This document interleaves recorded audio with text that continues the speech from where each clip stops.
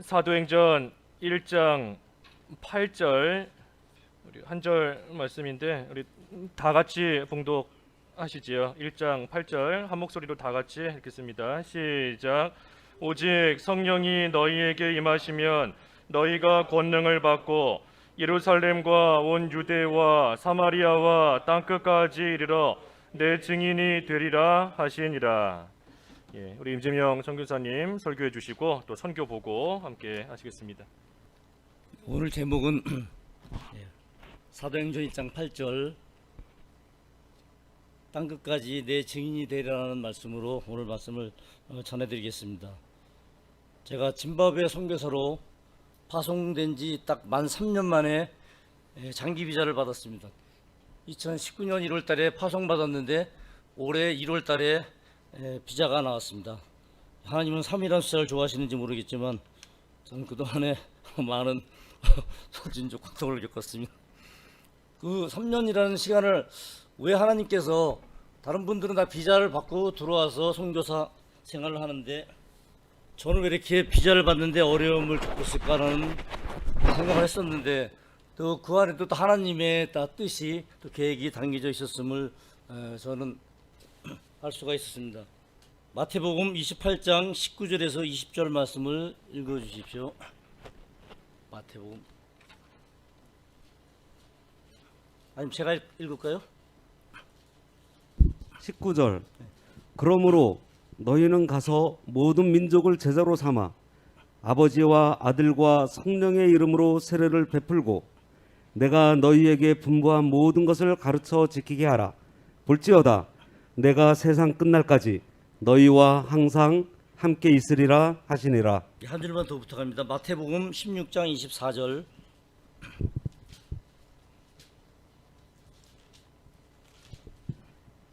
24절. 이에 예수께서 제자들에게 이르시되 누구든지 나를 따라오려거든 자기를 부인하고 자기 십자가를 지고 나를 따를 것이니라. 이 말씀들은 세 구절의 말씀들은 선교사로 나가는 저에게 하나님이 주신 말씀이라고 저는 생각합니다. 사도행전 1장 8절에서 예수님의 증인이다라고 하셨고 그 다음에 28장 19절 20절에서 예수님의 제자를 만들라고 하셨습니다. 그리고 마태복음 16장 24절에는 예수님의 제자가 되려면 자격 조건을 부여합니다. 어떻게 해야 되는지 자기를 부인하고 자기 십자가를 지라고 하시는 것입니다.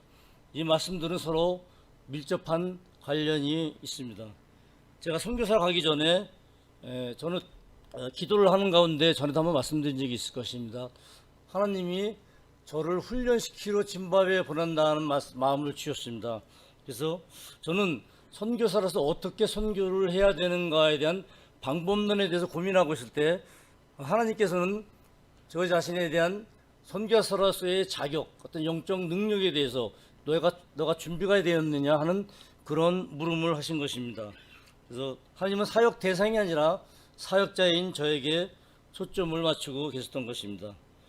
제가 짐바브웨에 있었던 3년 동안 하나님은 끊임없이 이 문제에 대해서 기도하게 하셨습니다. 하나님은 선교사가 하나님의 생명으로 태어나서 그 마음이 그리스도의 마음으로 채워지지 않으면 사역 대상자의 사람들을 살리는 것은 고사하고 정작 선교사인 저 자신도 영원히 힘들어지고 자기 자신도 살기 어렵다는 그런 마음을 주셨습니다. 마귀는 하나님의 생명으로 생명을 낳는 사역을 가장 싫어합니다. 사도 바울처럼 생명을 낳는 사역을 하려면 영적 무장이 잘 되어 있어야지, 그렇지 않으면 마귀가 강력하게 공격을 하기 때문에 하나님은 항상 저에게 주신 마음은 전신갑주를 입으라는 것이었습니다. 선교사들은 영적 전쟁의 최일선에 있는 사람들이기에 마귀에게 패배를 하거나 그러면은 결국 형식적인 사역을, 그러니까 사역의 흉내를 내는 그런 사역만 할 수밖에 없을 수도 있고 또 몸이 병들어서 중도에 기욱하거나 하는 여러 가지 상황들이 발생할 수 있다고 생각합니다. 그래서 예수님은 잎사귀만 무성한 무화과나무를 저주하셨습니다. 그것은 우리 선교사들에게도 하시는 경고의 말씀이기도 합니다. 저는 선교사로서 하나님의 진리의 말씀을 그들에게 전하여 생명을 살리는 사역을 하겠다고 기도하고 다짐을 많이 해왔지만 실상 제가 그만큼 준비가 되어 있는지에 대해서는 확신하지 못했는데 하나님은 그 문제를 자꾸 저에게 되짚게 하셨습니다. 그런 준비도 없이 선교사로 가면은 사역의 열매는 나올 수 없다는 것입니다. 군인이 전쟁에 나가기 위해서는 철저한 훈련을 받아야 전쟁에서 이기는 것처럼 선교사도 영적 훈련이 안 돼 있으면은 마귀를 이길 수가 없는 것입니다. 그래서 하나님이 근데 그 영적 훈련이 바로 자기 부인의 훈련이라고 말씀을 하셨습니다. 특히 아프리카는 토속 신앙과 그다음에 접목된 변질된 기독교가 성행하고 있습니다. 말로는 기독교라고 하지만 거기에는 조상신을 믿는 거의 무당교 비슷한 그런 교가 너무나 많이 성행하고 있기 때문에 그 짐바브웨 영혼들 잡고 있는 악한 마귀가 너무도 강력히 역사를 하고 있습니다. 그래서 저도 처음에 실학생들 가르칠 때 처음에 한 20분간은 정신이 혼돈할 정도로 공격을 받아가지고 너무 힘들었던 경험도 있습니다. 뭐 계속 기도를 하는 가운데 이제 물리치긴 했었습니다만 어쨌든 짐바브웨를 지배하는 그 악한 영들과의 싸움을 위해서는 하나님은 계속 그 말씀을 하신 것입니다. 영적 성장을 위해서 자기 부인을 훈련을 하라. 그러기 위해서는 먼저 성령의 권능을 받아야 되고 거듭나야 되는 것이죠. 그리고 마음의 할례, 우리 마음을 항상 예수님의 마음으로 받아서 우리 안에 있는 내적인 싸움을 통해서 죄를 이기는 싸움, 즉 마귀를 이기는 싸움을 철저히 해야 될 것을 말씀했습니다. 제 마음 안에서 끊임없이 올라오는 육신의 생각을 부인하여야 그 자리에 성령님이 들어오시고 그래야 성령의 권능으로 마귀와 죄를 이기는 자가 되어 예수님의 증인이 되고 예수님의 제자가 돼서 다른 사람들의 생명을 살릴 수 있다는 마음을 지었습니다. 로마서 8장 6절에서 7절 말씀을 읽어주십시오.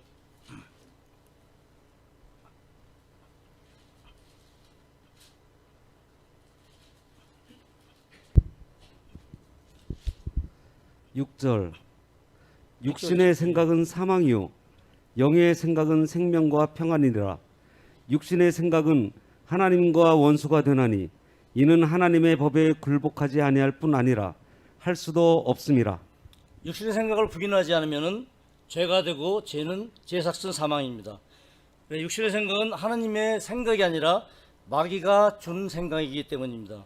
우리는 하루에도 수많은 외적인 내적인 상황이 생기고 그때마다 내면에서 올라오는 생각들이 있는데 하나님은 그 생각을 잘 관찰하라고 하시는 것입니다.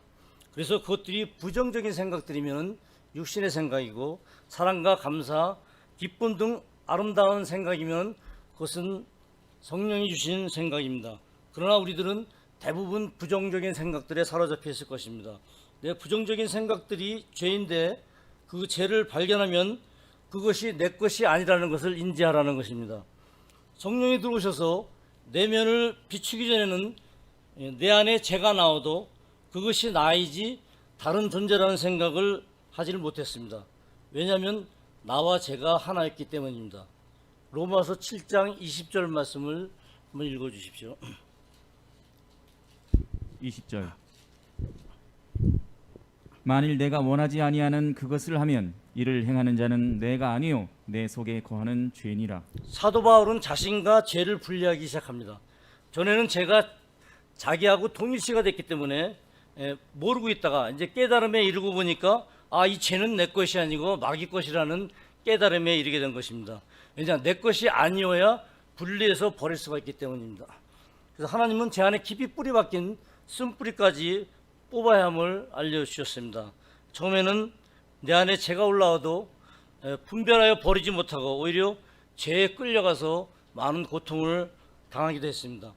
어떨 때는 잘 되어가는 것 같다가도 또 어떨 때는 속절없이 지기도 하고 이러한 상태가 반복되었는데 그러나 하나님은 넘어져도 7번 넘어져도 의인은 8번 일어나는 끝까지 일어나서 끝까지 싸우라는 마음을 계속 주셨습니다. 저도 너무 피곤한 상태일 때는 주저앉고 싶을 때마다 하나님이 주시는 마음이 끝까지 싸워라, 그런 마음을 주셨습니다. 그래야 그 과정을 통해서 우리는 영적으로 성장하는 것이고 하나님은 그것이 광야의 연단이라고 그런 마음을 주셨습니다.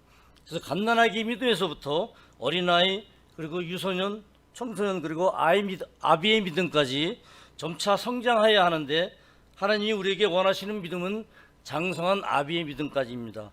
아비의 믿음까지 이르러야 생명을 낳는 자가 된다는 것입니다. 이제 아비는 생명을 낳는 자가 아비이기 때문입니다. 저는 제 안에 죄가 그렇게 많이 있는 줄은 세상 몰랐었습니다. 너무도 오랜 세월 동안 죄를 차곡차곡 쌓아 놨었는데, 그것이 비친 성령님이 들어오시자 내면에 얼마나 더러운 죄가 많은지를 정말 비참하도록 너무도 부끄러울 정도로 하나님이 죄를 다 드러내 보이셨고, 그래서 사도 바울이 말한 죄인 중에 개수가 바로 나구나라는 그런 생각을 하게 되었습니다. 우리 모두는 다 마찬가지겠죠. 그리고 또한 제가 사랑이 너무도 부족한 사람이라는 사실을 깨달았습니다. 그 사역을 하는 데 있어서도 정말 그 현지인들을 저희 마음하고는 도무지 맞지 않는 많은 그런 행태를 할 때마다 참 사랑으로 감싸주는 게 아니라 비판, 정죄하고 있는 제 모습을 보았던 것입니다. 그래서 억지로 사랑을 하려고 해도 그게 인간의 마음으로는 절대 그것이 채워지지 않는다는 사실을 저는 깨달았습니다. 제 자신 안에 사랑이 없다는 사실을 알게 되니 그것 또한 괴로웠습니다. 왜냐하면 내 자신을 보게 되다 보니까 내가 이 정도밖에 안 되는 사람이었구나, 정말 내가 추악한 사람이구나, 그런 사실을 하나님은 알게 하셨고, 그러다 보니까 제가 그것 때문에 많은 심적 고통을 겪기도 했습니다.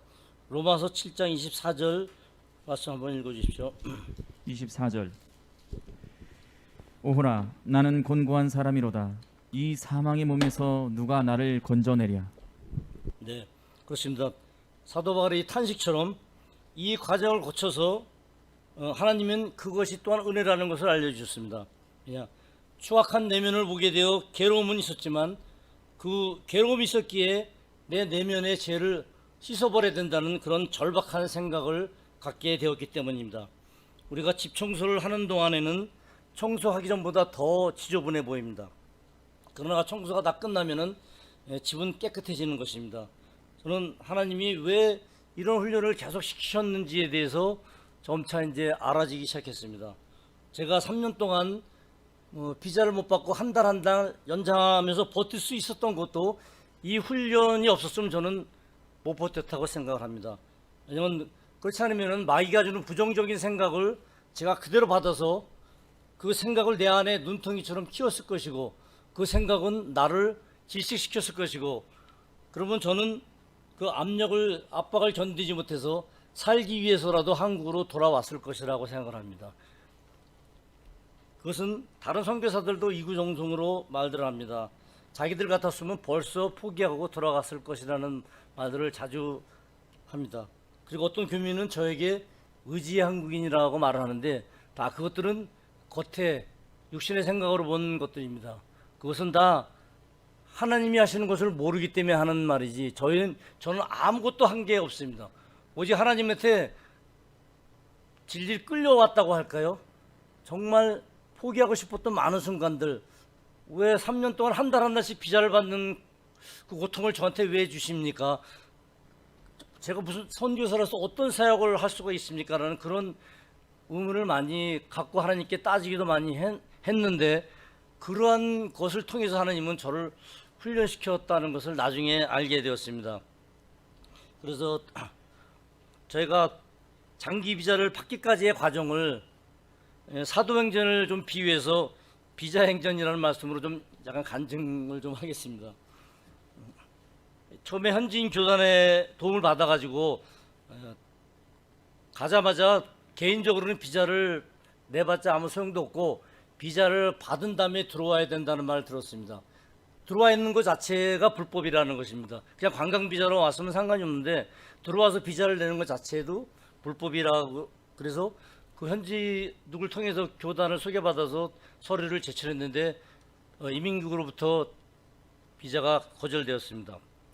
그래서 짐바브웨에서는 짐바브웨 정부에서 허락한 NGO 단체나 또는 기타 큰 소속 단체나 또는 이제 카톨릭사나 이런 단체들만 비자를 내주지, 저 같은 경우는 다들 속으로 다들 그런 생각을 했답니다. 무슨 배짱으로 이렇게 왔는지 모르겠다. 저도 몰랐으니까 왔겠죠, 사실요. 그래서 거부되고 나서 다들 하는 얘기가 아니면은 큰 돈을 들여서 그 높은 정치인을 아는 브로커를 고용하든가, 아니면 카톨릭이 그 나라에는 영향력이 크니까 뭐 비숍이나 이런 사람들한테 줄을 대든가 그런 말들을 하는데, 저는 선교사로서 그런 것은 제 양심상 도무지 용납할 수가 없었고, 하나님께서 반드시 보내셨기 때문에 비자를 주실 것이라고 확신은 하고 있었습니다.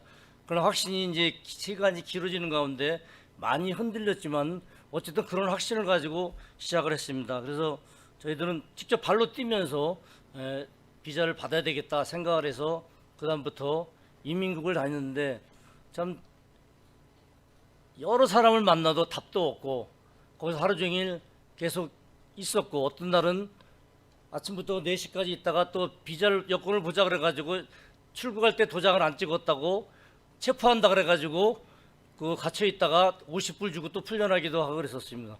그러기를 이제 여러 번 하는 가운데 어떤 한 공무원을 만났는데 하도 자주 출입하고 불쌍해 보였던지 저한테 팁을 하나 주더라고요.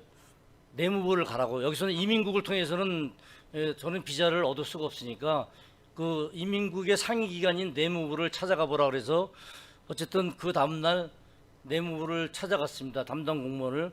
그랬더니 그 담당 공무원이 도와주겠다고 이렇게 답을 해서, 그러면 여기서 사역한 근거를 자료를 제출하라는 겁니다. 근데 이 신기한 일은, 전에 우리 목사님을 비롯해서 우리 가운계 단기 선교팀이 제가 들어간 지 한 달 만에 짐바브웨를 방문하셨지 않습니까?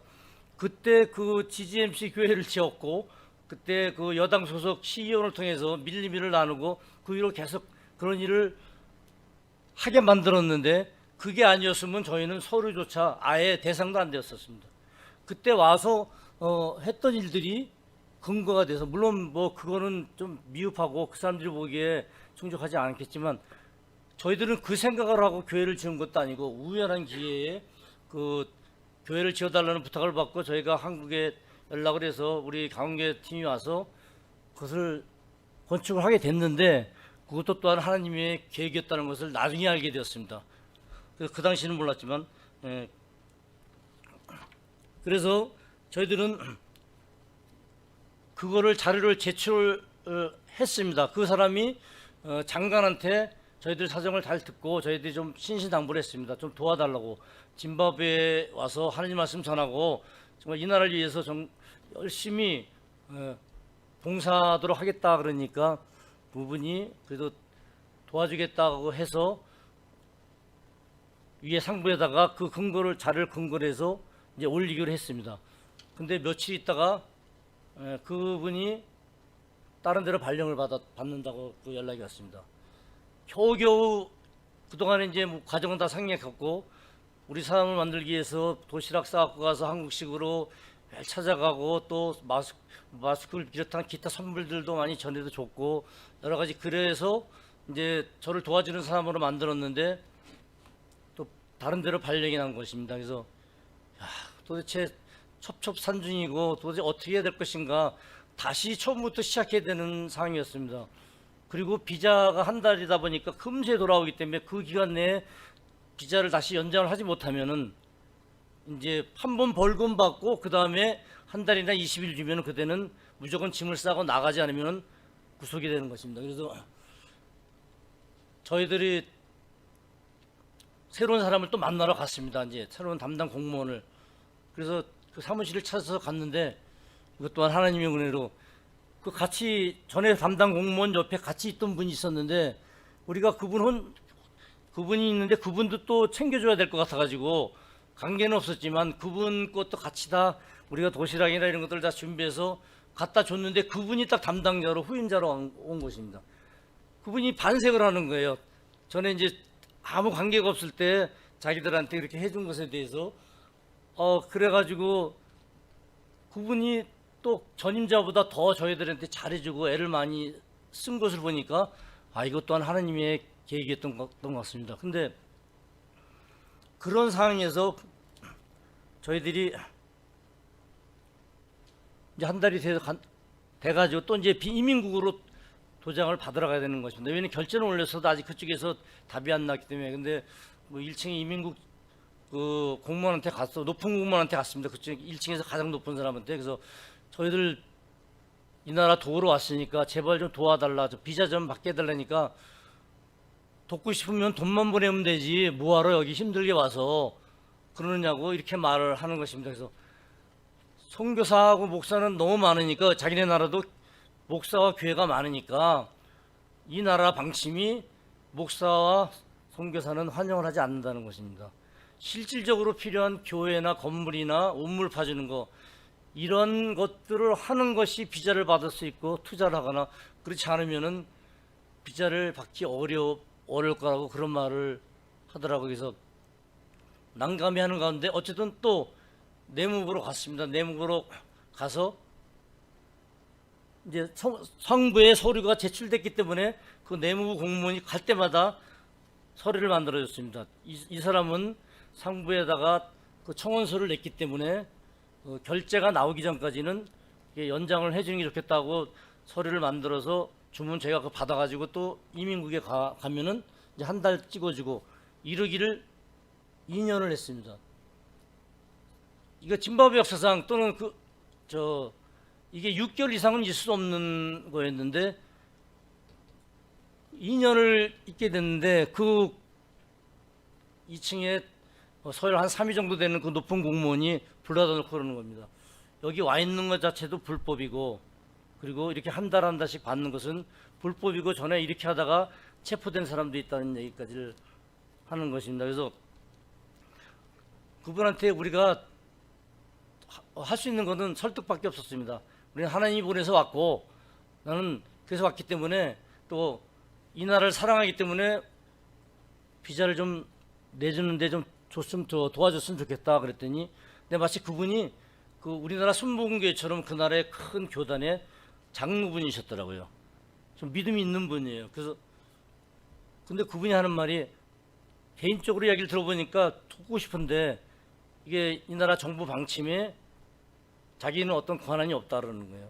그래서 그러면서 빨리 성부에다 서류를 제출했으니까 이거를 허가를 받든 아니든 결정을 내야지, 이렇게 2년 동안 한 달 한 달씩 받는다는 것은 짐바브웨 역사상 처음 있는 일이라고 이제 하는 것입니다. 전혀 이런 일이 없었다는 것입니다. 저희들도 뭐 그 내용은 잘 모르니까 어쨌든 하나님이 하신 거니까요. 그래서 그러면 어떻게 해야 되느냐 그랬더니, 내무부를 가서 빨리 압력을 넣든가 어떻게 조치를 하라 그러면서, 이민국에서 그 내무부 공무원한테 어떤 불평을 이야기한 것 같습니다. 이렇게 한 달 한 달씩 하게 되면은 저희들도 문제가 있다. 그러니까 결정을 내리라 그러니까 우리를 도와주던 공무원이 전화를 피하는 것입니다. 그다음부터.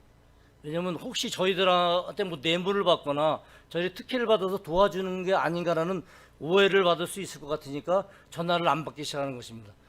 근데 딱 3일 남았는데 3일 되면 만기가 되는데 전화를 안 받는 거예요. 그래서 김현주 선교사는 발을 동동 굴고 울기도 많이 울더라고요. 여자라서 그런지. 그래서 그러는 가운데 3일 동안에 어떤 도장을 안 받으면 이제 우리는 한국으로 돌아와야 되는데 이거 어떻게 해야 되나. 기도밖에 할 게 없어 기도하고 있는 가운데 갑자기 내무부로 가라는 마음이 탁 올라오는 거예요. 그래서 무조건 3시 넘었는데 이제 퇴근 시간이 임박해서 무조건 가자 그래가지고 내무부로 갔습니다. 그 사람인 그 건물이 18층에 올라가 봤는데 문이 잠겨 있는 거예요. 그래서 낙담하고 있다가 그 경비원이 있길래 혹시 이 공무원이 어디 있는지 모르냐고 물었더니, 그 경비가 혹시 11층에 한번 내려가 보려는 겁니다. 11층. 그래서 11층에 내려가서 거기 어떤 그 여직원을 통해서 혹시 이 공무원이 있나 좀 알아봐달라 그랬더니 거기서 회의하고 또 이렇게 같이 공무원들끼리 끝나고 나서 이제 사담을 나누고 있었던 상태였는데 저희가 자기를 부른지를 모르고 이게 나오다가 저희를 보더니 깜짝 놀라는 것입니다. 그래서 겸연쩍 하면서 그래서 그러니까 저희들이 그동안 또 해온 또 관계가 있다 보니까 거절하지도 못하고 자기 사무실로 다시 올라가자 그러더니 자기는 더 이상 허리를 쓸 수 없다. 이제 거기 그쪽에서 이민국에서 그 거절을 했기 때문에 그러면서 내무부 장관한테 직접 비서를 통해서 편지를 또 써보라는 거예요. 마지막 방법으로. 그래서 그 다음날 이제 이틀 남은 날 딱 이틀 남았는데 그 전날 서류를 만들어서 내무부 장관 비서 외출 뭐 옷감도 갖고 가고 뭐 마스크 성경책 거기는 기독교라고 하는 사람들이 많으니까 일단 좋은 성경책 해가지고 찾아가서 봤더니 늦었다 그러는 거예요. 그분은 장기 비자를 달라는 줄 알고 늦었다고. 이제 어떻게 이틀밖에 안 됐는데 와서 그 저 도장을 찍어 저 도와달라 그러냐 그러면 그런데 한 달만 제발 연장해 달라 그랬더니 그 우리 사정이 딱했던지 이민국에 전화를 해주더라고요. 그래서 그러니까 이민국에서 또 내무부에서 장관 비서가 전화를 해주니까 오라고. 그래서 가가지고 또 한 달을 또 연장 받았습니다. 그래가지고 겨우 한두 달 버티고 있는데 2021년 6월 달에 거기는 이제 서류가 올라가면 인터뷰가 나와야 됩니다. 인터뷰를 하겠다고 나와야 그 다음에 될 가능성도 있고 또 아니면 또 돌아가도 해야 되는데 인터뷰조차 없다 보니까 저희들이 난감했었는데 인터뷰 요청이 어디서 인터뷰 요청이 왔냐면 대통령 내각 집무실이라는 데서 거창한 데서 공무원 3명이 와가지고 인터뷰를 하자고 그래서 인터뷰를 했습니다. 저희가 무슨 거물도 아닌데 그 인터뷰를 마치고 나니까 그분이 뭐라 그러냐면은 저희들을 스파이로 의심을 했대요. 무슨 뚱딴지 같은 소리가 했더니 그 나라는 중국하고 북한하고 가깝고 미국을 싫어합니다. 왜냐하면 미국이 경제 제재를 가하고 있기 때문에 자기들이 경제가 어렵다고. 그래서 한국은 미국하고 가깝다 보니까 혹시 제 나이나 모든 걸 봐서 선교사라고 오기에는 이게 의심스럽고 혹시 스파이가 아닌가라고 의심을 했다라는 그런 이야기를 하더라고요. 그래서 어이가 없었지만 어쨌든 한 팀은 무사히 인터뷰를 마쳤고 그 다음에 또 CIO라고 우리나라 말하면 국정원에서 연락이 왔습니다. 거기서 2팀이 나와가지고 3명씩 거기서 인터뷰를 또 했어요. 3번을 했습니다. 3번을 하고 그 다음에 사회복지부에서 그 다음에 국가안전부에서 우리가 마감반 마을 그 다음에 GGMC 교회 이 현장을 다 방문해서 저희들의 뒷조사를 다 한 것입니다. 그러니까 우리 강원계 팀이 와가지고 그걸 안 했으면은 비자 이야기는 아예 꺼내지도 못할 그런 상황이었던 것입니다. 그때 왔을 때 오니까 우리 뭐 윌슨 목사님도 다 꼭 필요한 사람이다 이날에 뭐 좋게 이야기해주고 그다음에 저희 그 시의원을 또 우리가 좋은 관계를 맺어놓으니까 그분도 우리에 대한 추천서를 또 써주고 그 현장에 있는 사람들도 다 공무원까지도 이제 하급 공무원들까지도 좋게 평가해 줬기 때문에 이제 어쨌든 좋은 평판을 받았다고 이렇게 연락은 왔습니다. 그러고 나면은 원래 보통은 한 달이면은 다 결과가 나오게 되어 있습니다. 통상적으로. 근데 6월 달에 인터뷰를 했는데 12월 달 되도록 아무 소식이 없는 겁니다.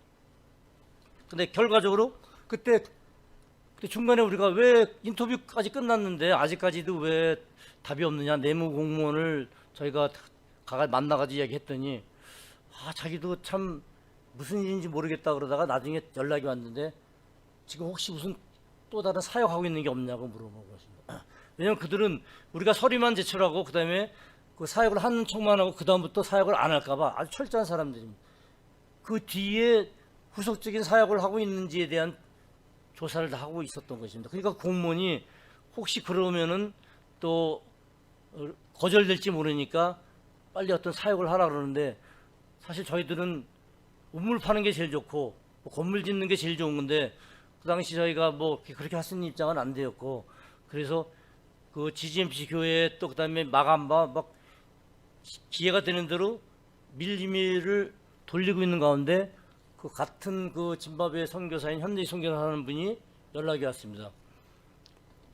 저희들이 이제 그런 어려운 문제를 겪고 있는 걸 알고 그분은 이제 짐바브웨에서 한 우물을 100개 이상 판 분인데 자기한테 후원이 왔는데 그 운물 후원을 제가 한 것처럼 해줄 테니까 다 그리고 그 시의원들하고도 공무원들한테 다 그렇게 이야기했으니까 내일 무조건 그 와렌 파크라는 그 하랄의 인근 그 지역으로 오라는 것입니다. 그래서 우리는 갔습니다. 뭣도 모르고 갔는데 거기가 막 사람들도 많고 막 뭐 방송국 카메라가 나오고 신문 기자가 나오고 막 난리가 났어요. 이게 무슨 일인가 했더니 그 시의원이 그 지역이 온물이 부족한 지역이고 물이 꼭 필요한 지역이다 보니까 짐바브웨 국영방송하고 헤럴드라는 신문사에다가 연락을 해보는 것입니다. 그래서 졸지에 저는 한 것도 없이 제가 어떤 기관에서 왔으며 운물을 몇 개나 팠고 앞으로 팔 것인지에 대한 계획 이런 거를 저한테 제가 인터뷰를 하게 됐습니다. 그러는 바람에 근데 그 현대희 선교사님도 전혀 예상을 못했다는 것입니다. 지금까지 운물을 100개 이상 봤는데 방송국하고 신문사에서 취재 나온 그런다는 이야기는 전혀 없는데 마침 그러한 일이 발생돼서 그것을 다 제가 한 것처럼 공로가 돼가지고 짐바브웨 전국의 방송에 다 나가버렸어요. 그래서 제가 아는 그 현지인 그 알프레다는 친구가 텔레비를 보고 깜짝 놀라가지고 제가 나왔다고 그거를 캡처해가지고 저한테 보내주기도 한 겁니다.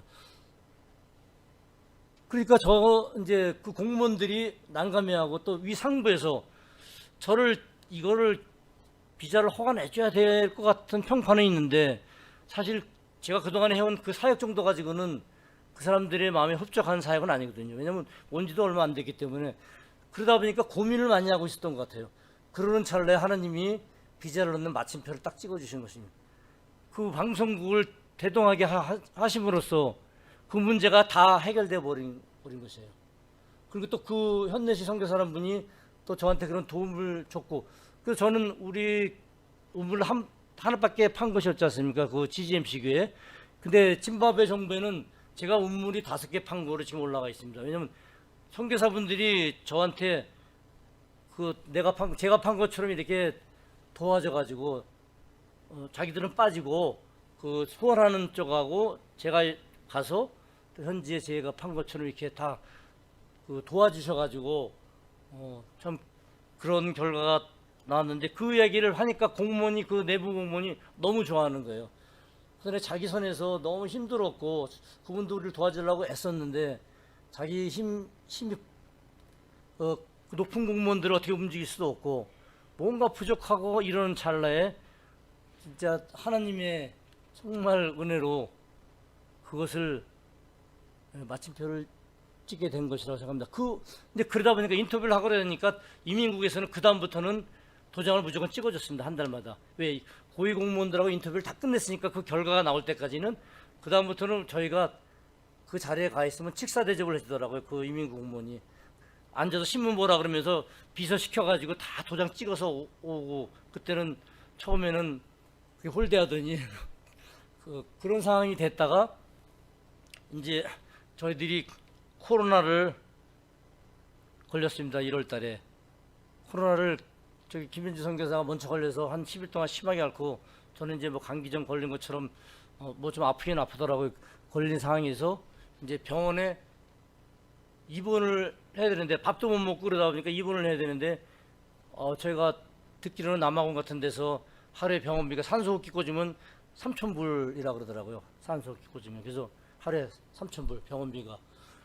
그러다가 이걸 어떻게 해야 되나 염려하고 있었는데 마침 또 거기에 한인 의사 선교사 부부가 있었는데 그분이 그 아른델 병원이라는 그 병원장을 한국에 모셔서 심장 수술 같은 거 하는데 많은 도움을 줘서 그 병원장을 잘 알고 있었기 때문에 거기는 그 상류층인 사람들만 가는 병원인데 전화를 해줘가지고 저희가 거기서 입원했고 VIP 대접 받고 치료받고 하루에 간호원이 5번씩 와서 진찰을 해주고 링게로 맞게 해주고 뭐 밥도 원하는 대로 해주고 그러면서 무료로 저희 있다가 근데 입원하는 날 그 내무부 비서장관이 전화가 왔습니다. 비자가 결제가 됐다고. 하나님이 우리들한테 고통을 주시면서도 또 그에 따른 또 선물까지 같이 주시는 하나님이 보시고 자, 우리 하나님은 대단하시다. 예. 우리가 하나님이 하시는 일을 우리가 예측을 할 수가 있겠습니까? 그래서 겨울 비자를 받게 됐습니다. 그리고 2월 초에 또 어떤 분이 하나 더 이렇게 연결해 줘서 비자 우물 하나 더 팠고, 그 다음에 저희들이 사역은 계속 말씀 신학생들 말씀 가르치는 거 계속 했고, 그 다음에 코로나 중인데 좀 완화가 됐을 때 다들 코로나니까 이제 쉬어야 되지 않느냐, 위험하니까 그러는데 그런 마음이 들었습니다.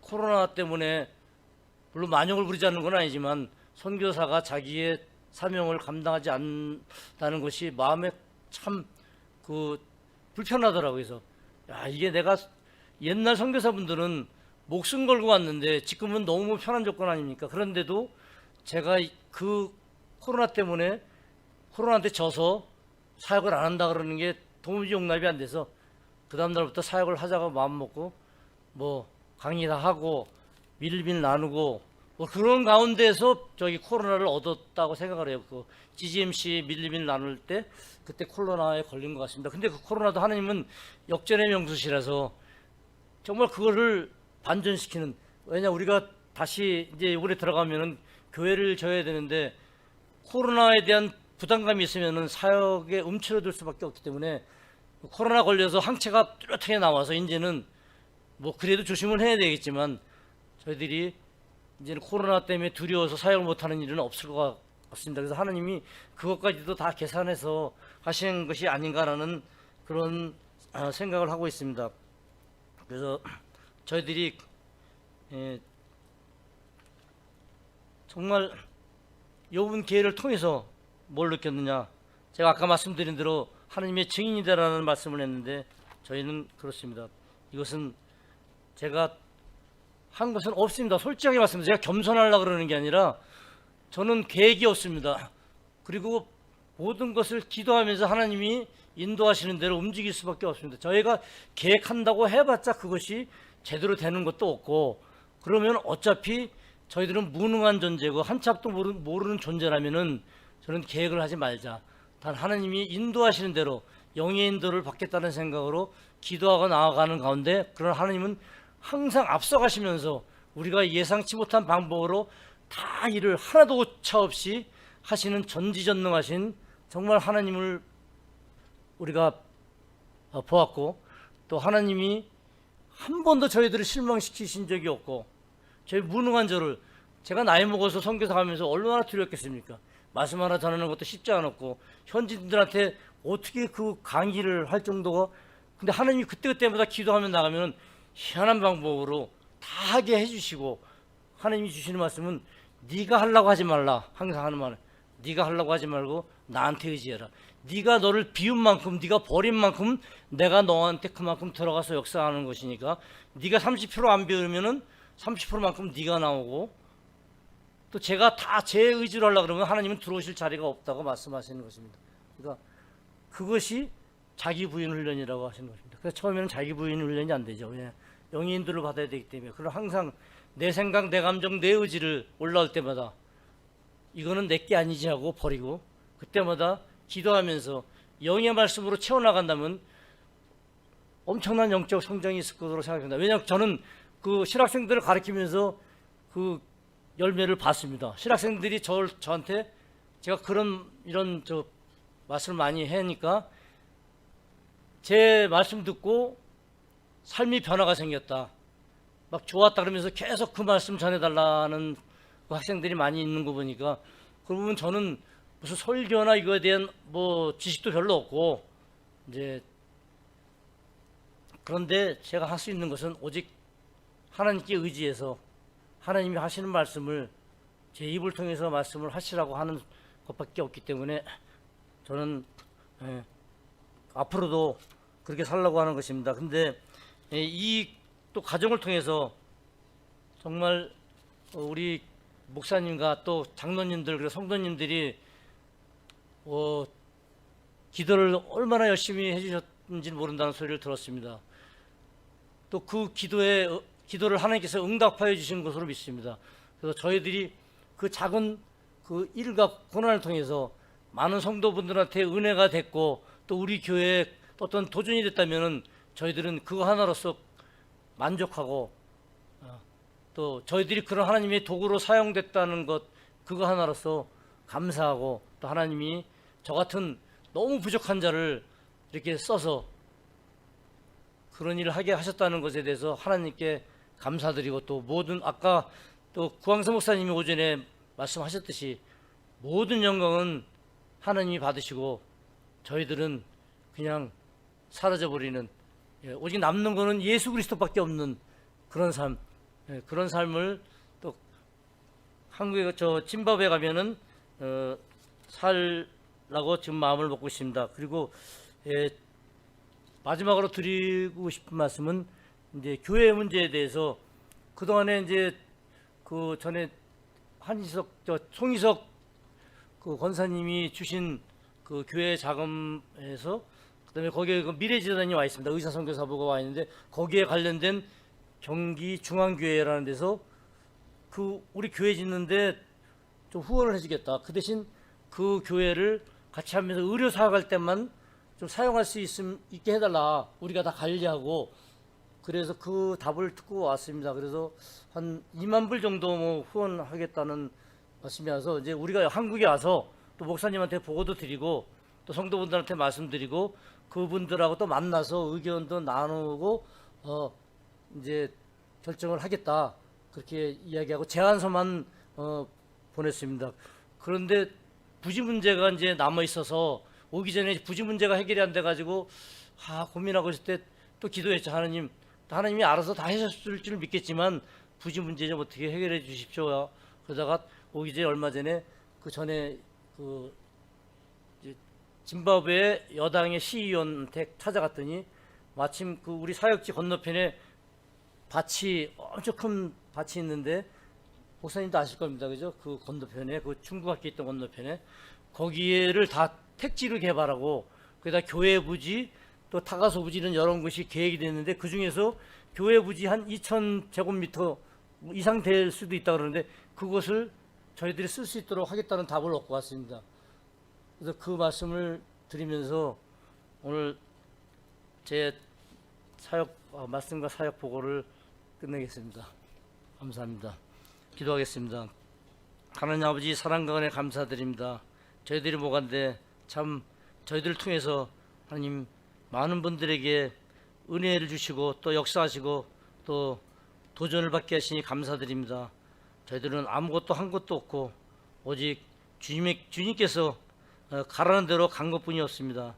앞으로도 저희들은 주님이 가라면 가고 앉으라면 앉고 하라는 대로 하겠습니다. 아버지 하나님 저희 광흥교회 정말 귀중한 교회입니다. 우리 목사님도 귀중하고 우리 장로님들도 훌륭하시고 성도분들 믿음 좋습니다.